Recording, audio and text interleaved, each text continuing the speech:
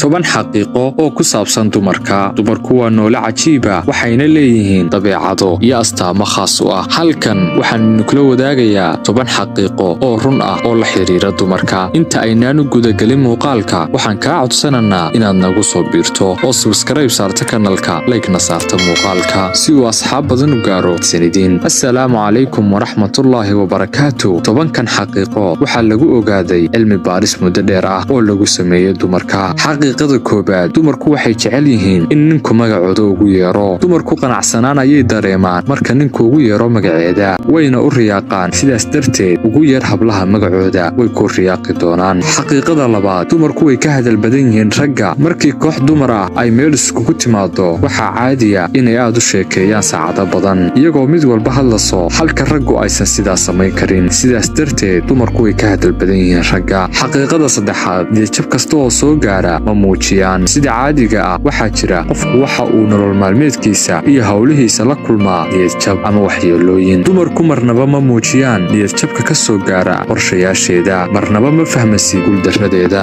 Xaqiiqada afraad, marnaba jawaab sax ah ka siin su'aasheeda sideen u ekahay. Haddii qof dumar ah ku weydiiso sidee ayaan u ekahay, u sheeg mar walba inay qurxoon tahay, soo jiidashana leedahay. Marnaba ha isku dayin inaad xaqiiqda u sheegto, waayo ma jeclaysanayso runta qaraar. Xaqiiqada shanaad, dumarku way ku fiican yihiin xasuusta wejiga. Waxaa dhacda haddii qof dumar ah ku aragto dhowr maalin kadibna aydaan is arkin muddo dheer, mar kalena aad is aragtaan, markiiba way ku garanaysaa, halka raggu aysan sidaas samayn karin. Sidaas darteed, dumarku way ku fiican yihiin inay xasuustaan wejiyada waqti hore ugu dambaysay. Xaqiiqada lixaad, dumarka waqti dheer ayay ku qaadataa inay go'aan gaaraan. Waxaa dhacda in raggu go'aan dhaqsaha gaari karaan, halka dumarku aysan taas samayn karin. Waqti dheer ayay ku qaadataa inay go'aan sameeyaan, laakiin ugu dambayn go'aankaas waqtiga dheer qaatay in la sameeyo waxa uu noqdaa mid miro dhal ah oo lagu faa'iido. Xaqiiqada toddobaad, dumarku waxa ay garanayaan sida dareemadooda loo xakameeyo. Dumarku si kasta oo ay xaalado adag ee nololeed ugu sugan tahay, haddana waxay awood u leedahay inay xakamayso. Sidaas darteed ayaan si dhaqsi ah loo fahmi karin xaaladda dhabta ah ee ay ku sugan tahay.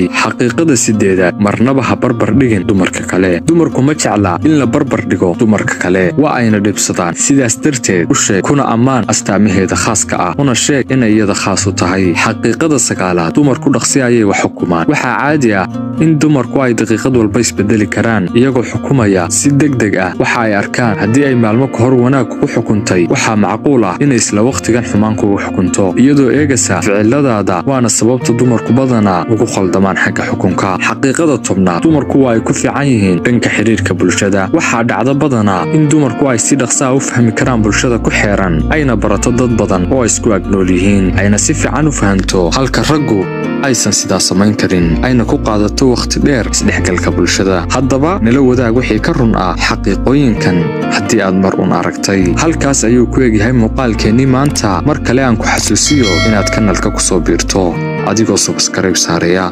muuqaalkana like saaraya. muuqaallo kaloo xiiso leh naga filo, ismana dhaafno. mahadsanidin.